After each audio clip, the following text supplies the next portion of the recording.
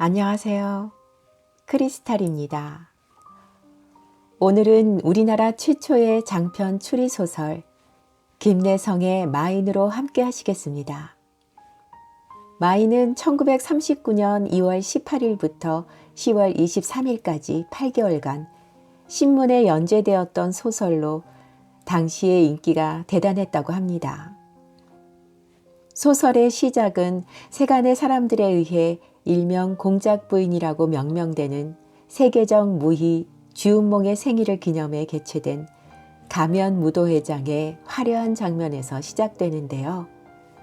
1930년대 경성을 배경으로 유불란이라는 감성적이고 매력적인 탐정과 세계적인 무희 주운몽과 그의 나이 많은 남편, 정체를 알 수 없는 살인마 해월 등이 등장합니다. 지금으로부터 86년 전에 쓰여진 탐정소설은 어땠을까요?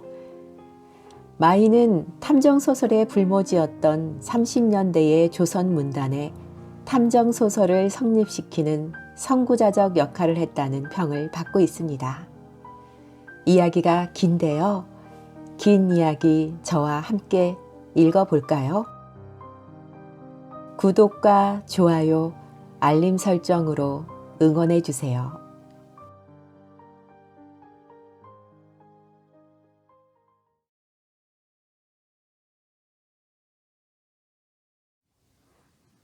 마인의 명령서.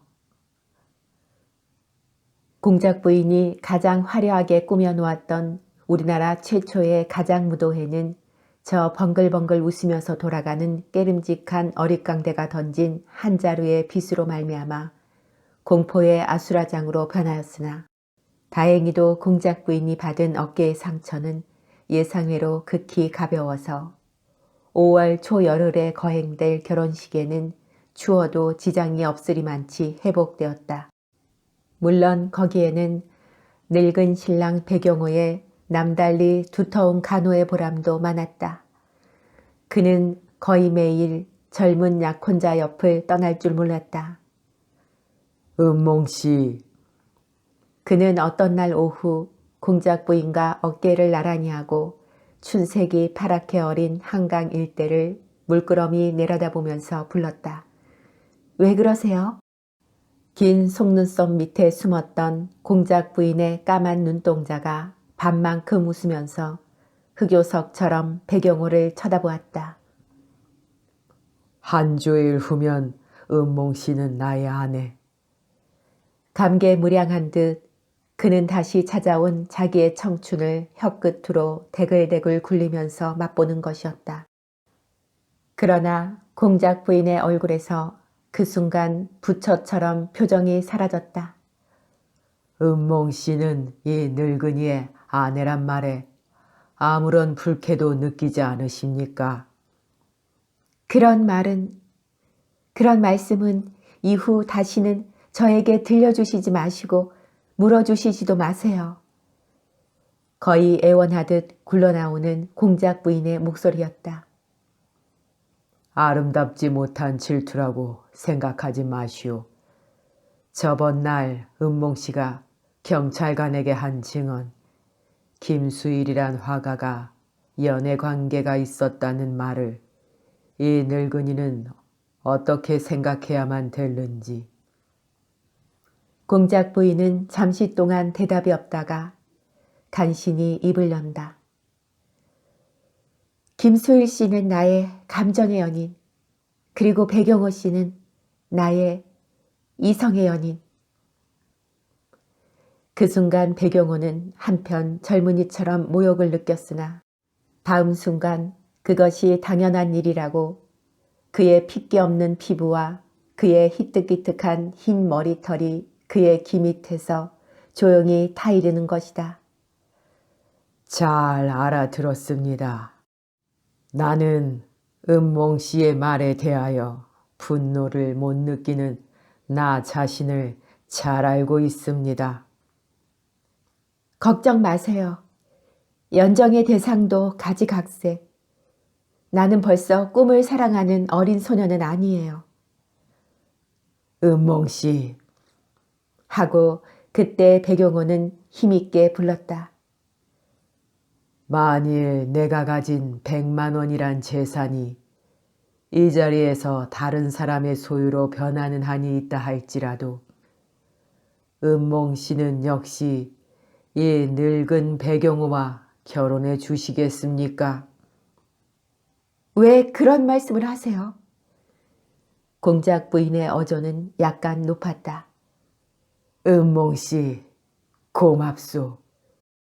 이 늙은이가 만일 시인이었던들 이 고귀한 순간을 이대로 보내리까. 배경호는 불현듯 공작 부인의 어깨를 껴안았다. 이와 같은 의사를 언젠가 한 번은 은몽 씨에게 조용히 표시해 보리라고 귀에만 있으면 입을 열었으나 도무지 말문이 꽉 막혀서 사실은 지금 경빈안으로 폐교의 운명에 임한 해성 전문 학교를 위하여 70만 원을 제공할 셈으로 교장 황세민 씨와 누차 교섭을. 감격에 찬 배경호의 목소리를 공작 부인은 들은 채 만체하고 멍하니 서 있더니 어깨에 얹은 배경호의 손을 슬그머니 내려놓으면서 저기 남수 씨가 오십니다. 하고 정문을 가리켰다. 응, 그러면 나는 이 길로 황 교장을 찾아봐야 되겠소. 배경호의 가슴을 누르고 있던 우울, 황금의 힘이 공작 부인을 황홀케 하지는 않았을까 하고 의심하던 우울을 일시에 떨쳐버린 듯 그는 발걸음도 가볍게 공작 부인의 저택을 나섰다. 배경호가 나간 뒤로 공작 부인의 방에 들어서는 탐정 소설가 백남수는 무슨 소식을 전했기로 아버지가 저렇게 희색이 만면하셔서. 하고 의아의 눈썹을 모으면서 표정 없는 공작 부인의 백옥 같은 얼굴을 쳐다보았다. 사회사업을 하신답니다. 70만 원의 제공을. 70만 원? 태연스럽게 말하는 공작 부인의 청천벽력과도 같은 한마디에 백남수는 순간 얼굴이 헬쓱하게 핏기를 잃어버렸다. 뭘 그리 놀라세요. 아버지께서 훌륭한 사회사업을 하신다는데. 그러나 그게 사실입니까? 70만 원을? 그래, 무슨 사업을 하신답니까? 해성 전문학교를 살리신다고요. 해성 전문학교를? 아버지가? 아니, 저 배경호 씨가? 남수가 이처럼 놀라는 것은 결코 이유 없는 일은 아니었다. 8년 전 어디론가 행방불명이 된 형 백남철이 작년 가을 실종 선고를 받은 이상 당연히 상속권은 남수에게 있을 것이다. 그리고 상속 재산의 10분지 7이 눈 깜짝할 사이에 연기처럼 사라진다는 사실도 사실이려니와 그보다도 한층 더 남수를 놀라게 한 것은 아버지 배경호의 사람된 품이었다. 아버지 같은 위인이 사회사업을 하다니 70만 원을? 왜 아버지는 사회사업을 하면 안 돼요? 공작 부인은 의미 있는 웃음을 빙그레 웃으면서 물었다. 안 되죠. 어째서? 남수는 터져나오려는 말을 목구멍에서 꽉 막으려는 듯 혀를 깨물었다. 배경호 씨가 공작 부인의 미모에 눈이 어두워져서 공작 부인을 위하여 적지 않게 산재한 것은 말하자면 예외의 일이죠. 예외의 일이라니요? 난생 처음으로 그렇게 많은 돈을 써보았다는 말입니다. 현재 은몽 씨가 쓰고 있는 이 집값만 해도 5만 원. 배경호 씨가 5만 원을 게다가 이제 와서 70만 원을 교육사업에 던진다. 옛적부터 하는 말이 구두쇠가 돈 쓰는 법을 알게 되면 황천에서 호출장이 온 것이라고 하더니만 행복스러운 결혼식을 한 주일 앞두고 염라대왕이 배경호 씨를 황천으로 모셔갈 모양이 아닌가? 남수 씨도 재미있는 말을 제법 잘하셔. 공작 부인은 유쾌한 듯이 웃었다. 그러나 남수의 이 농담 섞인 말이 하나의 무서운 현실로서 독자 여러분의 눈앞에 나타날 것도 머지않은 일이다. 그건 그렇고 경찰 당국에서는 아직 저 김수일 씨를 범인이라고 의심하는가요? 하고 공작 부인은 말머리를 돌린다. 남수는 잠시 동안 묵묵히 앉아있다가 당국뿐만 아니라 나 역시 김수일이란 인물을 의심하고 있어요. 첫째로 그가 무슨 이유로 돌연 중앙아파트에서 자취를 감췄을까요? 그건 지난번에도 말한 바와 같이 그는 영원히 나의 눈앞으로부터 떠날 셈이겠죠. 김수일을 변명하고자 하는 공작 부인의 태도는 어느덧 백남수의 탐정욕을 자극하는 것이다. 그러면 김수일이란 인물은 어째서 은몽 씨와 만날 때만 중앙아파트를 사용했을까요? 그의 본주소는 어디예요? 뭐요? 저와 만날 때만 중앙아파트를 사용했어요? 공작 부인은 소파에서 벌떡 일어나면서 외쳤다. 그럴 리가 있어요? 그뿐만 아니라 당국이 조사한 결과 김수일이란 이름을 가진 화가는 경성에는 없답니다. 본 적이 평양 남문동이라는 것도 거짓말이랍니다. 공작 부인의 입술이 바르르 떨렸다. 그러니 은몽 씨는 김수일이란 가짜 화가, 가짜 신사와 교제를 해온 것이죠. 그럴 리가 있어요? 그런 걸 어떡하오. 대체 그 이와는 언제부터 교제를 하셨소? 공작 부인은 잠깐 주저하는 모양이더니 이미 경찰에도 말한 바라 숨길 것 없다는 듯이 작년 가을 XXX 개인 전람회에서 알게 되어 단 한 번 본 그이에게 자기도 모르는 사이에 정이 쏠려 그 후 몇 번 그가 거주하는 중앙아파트를 찾아갔다는 것이다. 흥! 하고 남수는 한 번 코웃음을 치고 나서 그래, 무도의 날밤 이선배란 작자가 무슨 말을 가지고 왔습니까?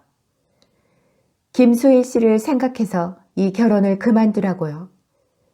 그래 그건 할 수 없는 일이라고 거절을 했더니만 그럼 이후에 다시 수일 씨를 찾지 말라고. 그래, 은몽 씨는 그날 밤 은몽 씨를 해치려고 한 그 어릿광대가 결코 그 김수일이란 사람은 아니란 말씀이죠. 그이가 그렇게 악한 사람이라고는 생각지 않아요. 공작 부인은 머리를 수그렸다 다시 들면서 테이블 서랍에서 한 장의 종이를 꺼내 펜을 들었다. 김수일 씨, 지금 경찰 당국의 무서운 혐의는 오직 수일 씨에게로 쏠려가고 있습니다. 나는 수일 씨를 어디까지나 믿고 있습니다. 수일 씨가 저를 해한 저 어릿광대의 정체라고는 꿈에도 믿지 않습니다. 그런데 수일 씨는 무슨 이유로 자취를 감추었습니까? 어째서 저와 만날 때만 중앙아파트를 사용했습니까? 한시 앞이 나타나서 이러한 의문을 풀고 받고 있는 무서운 혐의에서 벗어나십시오. 주은몽. 남수 씨, 수고스럽지만 이 글을 신문에다 광고해 주세요. 무슨 소식이 있을지 모르니까. 남수는 그것을 받아들고 읽더니 생각 잘하셨습니다. 그러면 지금 곧 돌아가는 길에 XX일보사에 들르겠습니다. 하고 황급히 명수대 저택을 나섰다.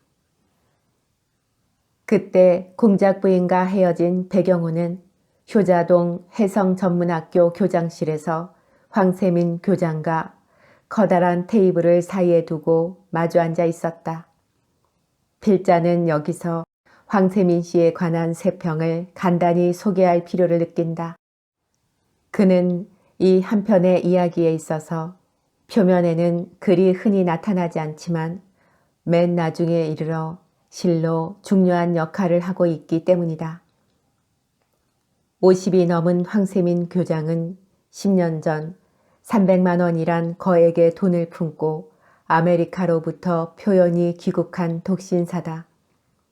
그 후 그는 고아원, XXX 중학교, XX 도서관, 해성 전문학교, 이와 같이 사재를 모두 교육사업에 바친 독실한 사회사업가였다. 그러나 이와 같은 금액이 어디서 들어왔으며 그가 어떠한 과거를 밟았는지를 아는 이는 한 사람도 없었다. 그는 특히 영어와 중국말에 능통하였으나 남달리 높은 교육을 받은 사람 같지는 않았다. 아무튼 지금 황 교장 앞에 머리를 숙이고 있는 백영호의 모양은 마치 고양이 앞에 쥐와도 같았다. 해성을 위하여 70만 원을 제공할 결심을 했습니다. 그러나 공식 발표와 모든 수속은 결혼식 후로 미뤄주시는 것이 어떻겠습니까? 자네의 의향만 그렇다면 그렇게 해도 무방하지. 고맙습니다. 그러면 후일에 다시.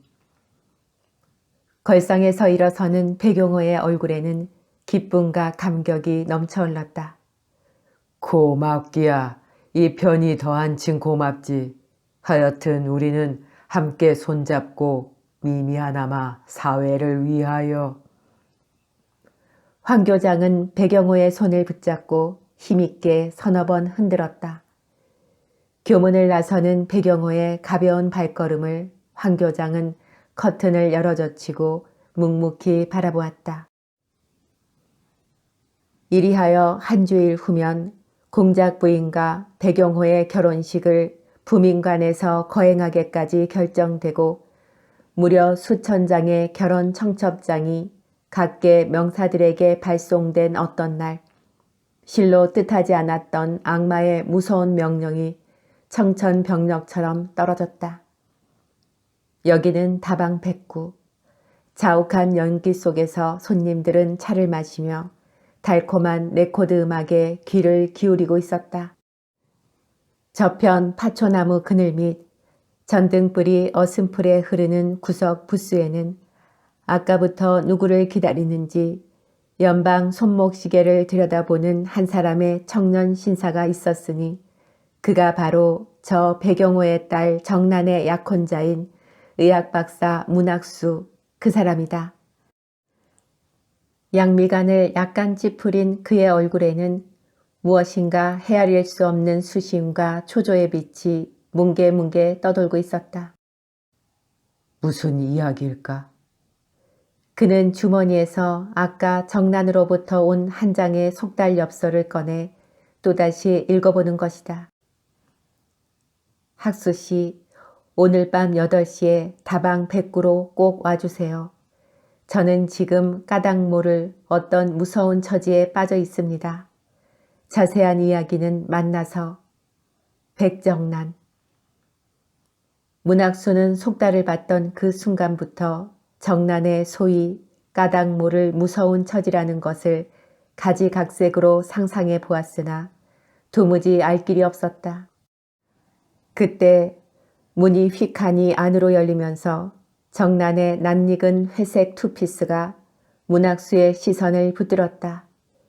헬쑥하니 핏기를 잃은 정란의 얼굴을 바라보는 순간 문학수도 까닭 모를 공포에 몸을 부르르 떨었다. 정란의 몸뚱이는 자욱한 연기를 칼로 베듯이 헤치고 부스와 부스 사이를 허덕거리면서 학수의 곁으로 다가와 마주 앉는다.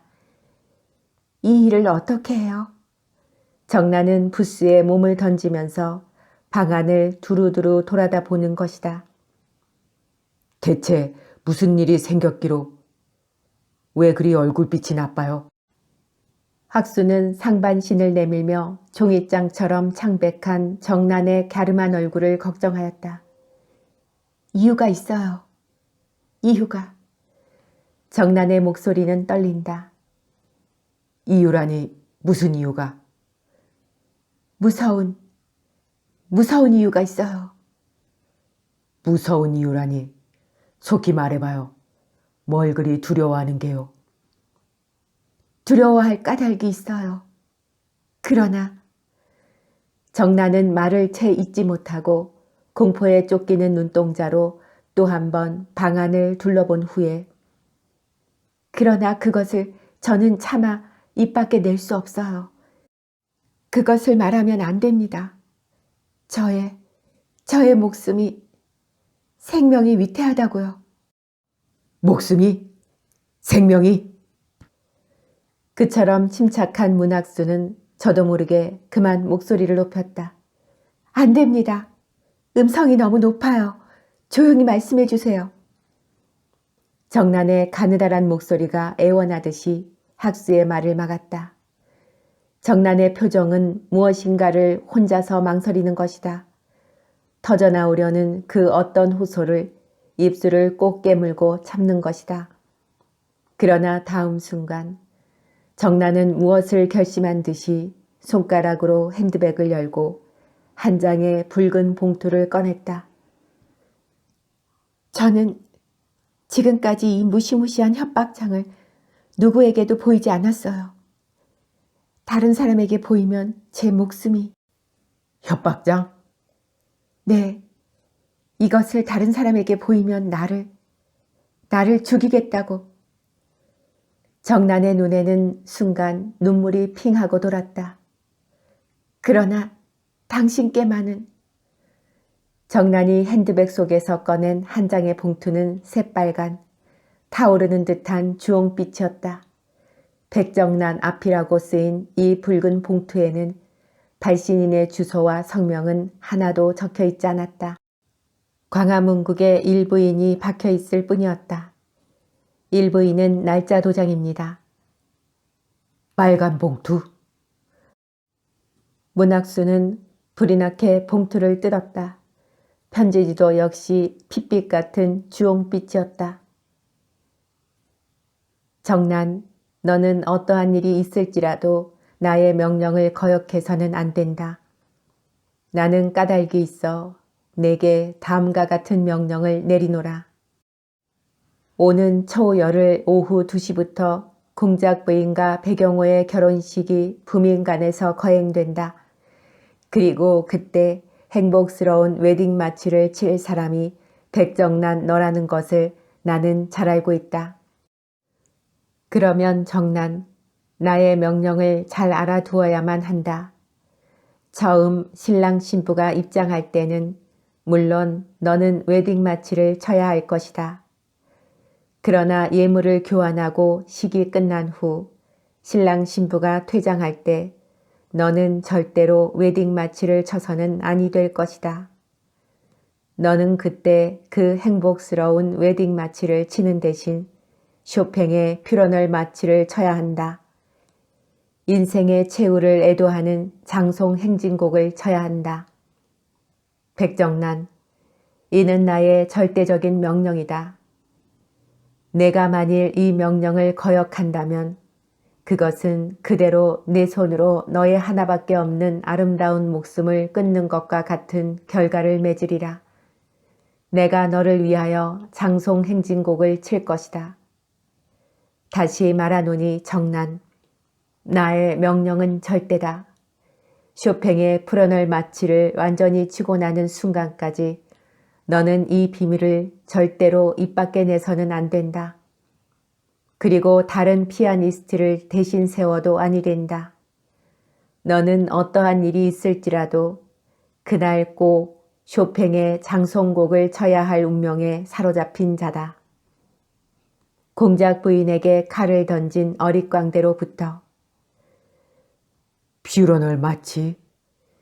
괴상한 명령서를 읽고 난 문학수는 얼마 동안 묵묵히 앉아서 정난의 얼굴을 뚫어질 듯이 들여다보다가 마침내 국달한 신음소리로 중얼거렸다. 결혼 행진곡 대신 장송 행진곡? 장난이라 하더라도 너무나 악착스러운 장난이다. 무서움에 떨고 있는 정난을 보아서는 자기는 하하하고 쾌활하게 웃어 보이고도 싶었으나 어쩐지 문학수는 웃을 수 없었다. 어떻게 하면 좋아요? 정란의 입술이 바르르 떨린다. 하여튼 심상치 않은 일이오. 한시바삐 이 일을 경찰에 알릴 수밖에 없소. 안 돼요. 안 돼요. 다른 사람들에게 알려서는 안 돼요. 의자에서 몸을 일으키려는 문학수의 손을 잡고 정란은 애걸하듯 끌어안쳤다. 정난 씨, 아무 염려 마시오. 말하자면 이것은 하나의 장난에 지나지 못하는 것이니까. 그러나 장난치고는 좀 지나친 장난이기 때문에 만일을 염려해서 경찰의 보호를 받도록 하는 것이 제일 무방하지 않아요? 입 밖에 내면 죽인다고 하는 것도 결국 위협에 지나지 못하니까. 하여튼 나하고 같이 이 길로 경찰서에 가서 자세한 것을 이야기하고 만일 위험하다면 경찰의 적당한 보호를 받아야 합니다. 공연히 무서워만 해도 안 되니까. 이리하여 문학수와 백정란은 그 길로 XX 경찰서 인경부를 찾아가서 자세한 사연을 이야기하였으나 그들에게도 별다른 도리가 없었다. 편지에 묻은 지문을 감정해 보았으나 물론 그런 것을 남겨둘 리는 만무한 일이다. 결국 정란이 대신 다른 피아니스트를 세우기로 하였을 뿐이었다.